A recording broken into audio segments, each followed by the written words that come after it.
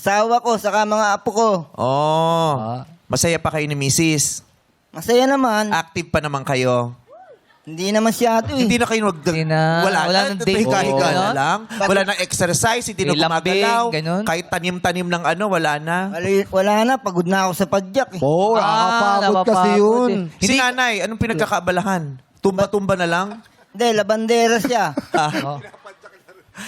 Siya nagpapadya. Oo. Si nanay ang Nanay. tulong. Si nanay yung nagpapagalaw ng paa niya. Ginagano na. Para po. Tulong sila. So si nanay, anong ginagawa ni nanay? Labandera. Diyos ko, ang hirap maglaba. Oo, so. Diba? Alam mo, isa sa pinakamahirap yan, yung paglalaba. Lalo na pag umuulan. Naku. Oo, ang hirap-hirap Patutuyo. maglaba. Alam mo kung sino may kasalanan niya? Sino? Si Ebat Adan. Bakit? Kung di nila kinagat yung mansanas, di pwede tayong nakahubad lahat ngayon. Di ba? Wala lang damit, no? Dahil sa kasalanan ginawa nila, ayan, kinailangan nating magsaplot. Oo. Naging kasalanan tuloy. Kung di nila kinagat yung mansanas, lahat tayo hubad-hubad lang ngayon. Di ba? Presko, no? Tambay-tambay lang sa puno. Di ba? Nakikipaghabulan sa ahas. Correct. Oo. Pero kinagat-kagat nila yung mansanas, ayan, lahat tuloy tayo naka-outfit. Oo. Kumita tuloy yung Shein. Diba? Ang dami tuloy parcel na dinideliver ngayon dahil kay Ebat Adan. Diba? Pero kung hindi nila kinagat, walang parcel. Diba? Naniniwala po ba kayo doon? Oo, Kung di tatay. kinagat? Kung hindi niya kinagat yung mansanas? Dito kasi kayo sa gilid, parang siya nahihirapan. Katalikod kayo sa kanya. Ayan, ayan. Ayan. Naniniwala ba kayo doon? Kung hindi Oo. kinagat daw yung mansanas, sana nakaubad doon tayo ngayon? Ewan ko, hindi ko alam eh.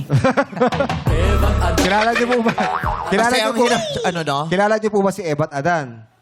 Kilala ko. Oo. Sino Saan mo po nakita? sila? Nung araw pa yun eh. Ay, di mo ba kabatch? Mga kabatch mo yun. Mahirap kasi si Ebat Adan daw, Pilipino. Oh. Kaya kinagat yung mansanas, gutom. Oo, kasi Fiji, kung nagkataong si Ebat Adan Chinese, hindi Oh. tayo nasadlak sa kasalanan. Bakit? Oh. Hindi nila kakagatin yung mansanas. Dahil? Ininegosyo nila. Palalakihin. Oo. Diba? Negosyante. Malaking negosyo yan. Correct. Oo. Iaangkat nila yun. Oo, pati yung ahas, Oo. ibebenta nila yon pati yung balat. Oo. Yung dugo, iniinom, Nagiging di ba? magiging malaking negosyo yun. Sana ang Talaga- yaman-yaman ng mundo kung Chinese ang si Oo, Ebat Adan, di ba? Nakalagay sa garapon.